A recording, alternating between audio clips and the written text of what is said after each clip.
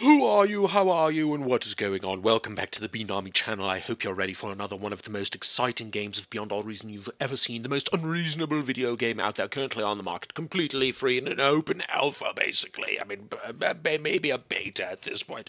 Welcome to the greatest RTS game in the genre. StarCraft 2, who, what even are the other ones? StarCraft 2. Age of Empires 2. I mean, who even needs them, baby? We've got Beyond Our Reason, we've got Supreme Isthmus. Don't you worry, if you're a little sick and tired of Supreme Isthmus, there will be some glitters coming up soon. I'm just not very confident in dipping my toes into the rotation station games, although there will be a pretty hype one coming up shortly, and I hope you're excited for that. Ladies and gentlemen, welcome back. It's Beyond Our Reason. It's frickin' time to game, and let's get right into it. Where are we starting today? It's Tech! Honestly, I've been enjoying playing Tech more and more on Supreme because I have such a problem with games. Like, the thing is, right? When you're playing any position that isn't Tech, the assumption in the back of your mind, and hopefully let me know in the comments if you agree, the assumption in the back of your mind is, oh, I'm playing front. My tech player is going to scale. Maybe he'll deliver me some units. Maybe he'll, go for some attacks here and there.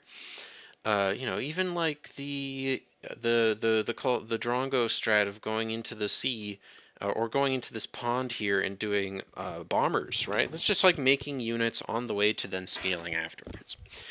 Uh, that's your expectation, that there's going to be some modicum of scaling. It's going to be relatively efficient. It's going to be relatively fast. There will probably be some delays in there, who knows.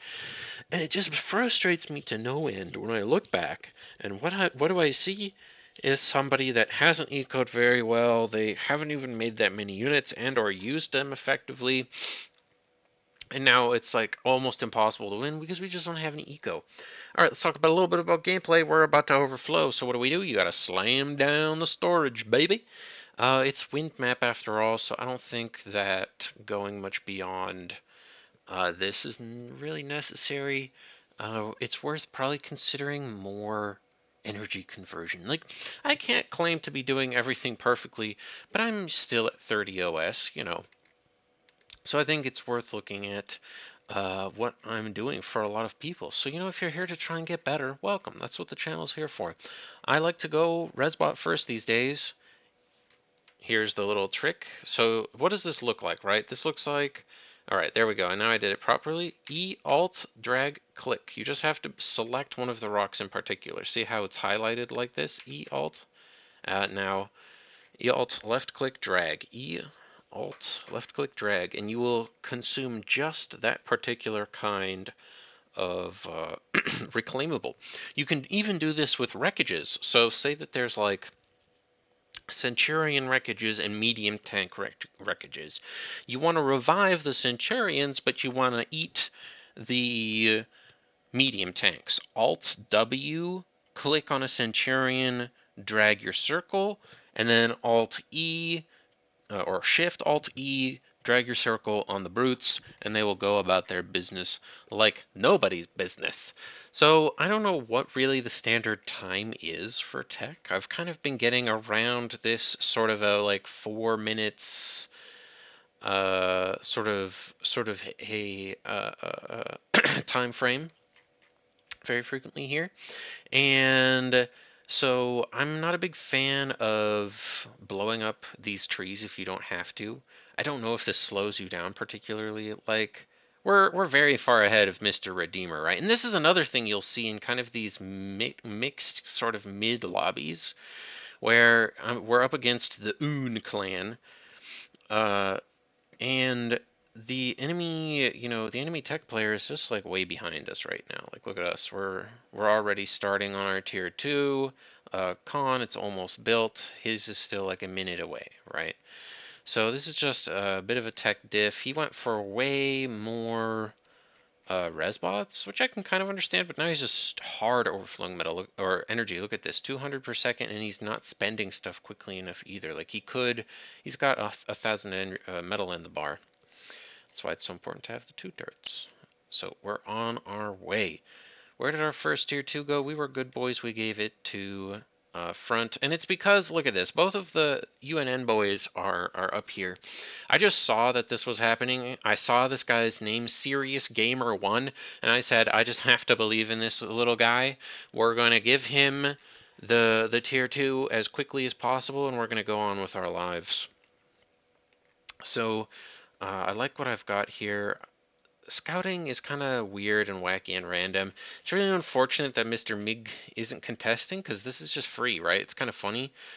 He could just keep opponent off the sea right now if he was contesting at all with any kind of units.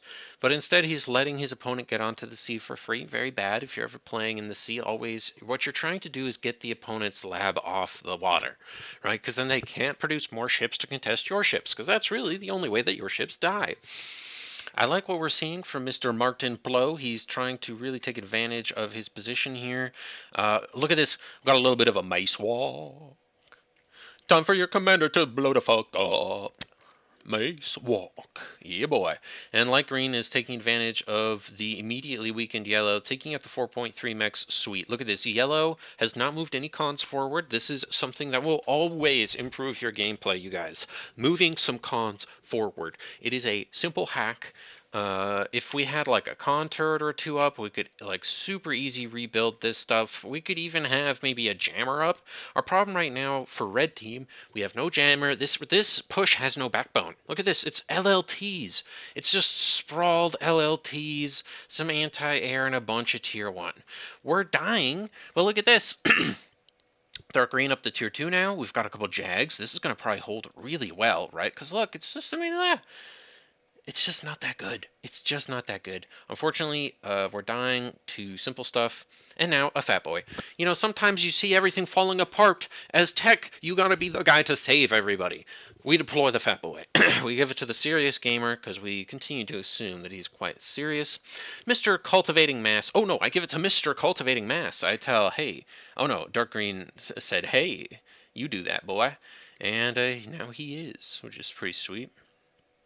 I kind of hate how he's microing it. I feel like he should be keeping it backwards. That's why I spam pinged him. Kind of rude on. I'm not going to lie. I didn't really understand what the situation was, why things were getting handed off. So I continue to make some more sprinters too, just to go fight with, because I figure, look at this. Commander for free. And we got his ass. You love to see it. So really, we've just basically decimated what red had going on. Now, dark red, this is why he's 38 OS. Look at this transition. Very nice. This is going to hit at like 11 minutes almost on the dot. A nice little fusion. Obviously, like, he should quickly consume this tier 1 lab if he was really gaming to get that up smoothly, and then redeploy his lab, because, you know, he doesn't really need units immediately. Now, dark green doing his best of a Starlight push, best impression, and they're going together. Mr. Cultivating Mass has nothing to do, literally 0 to do, besides micro these like 7 units, so hopefully he does it well. As we focus back in on ourselves, Aphis, no, okay, we're canceling that, right? And a health bar has appeared, we're eating it, very nice. Making more butlers. Folks, I had a video recently titled, I Wish I Was a Butler. It's still so true, look at him go. Just look at him. Look at him prospering, making me win, just making my scaling so easy and perfect and effective. While opponent, look at this, look at the little difference here, 44. Oh! Excuse me. Those numbers must have been fake. Those numbers must have been fake. Metal produced, metal produced. 24k to Dark Red's 34. I mean, Dark Red has got the 4.3 mechs up, and he probably got to eat a lot. But he's turned it into 2 fusions, which, you know, hey, that's formidable. That is formidable.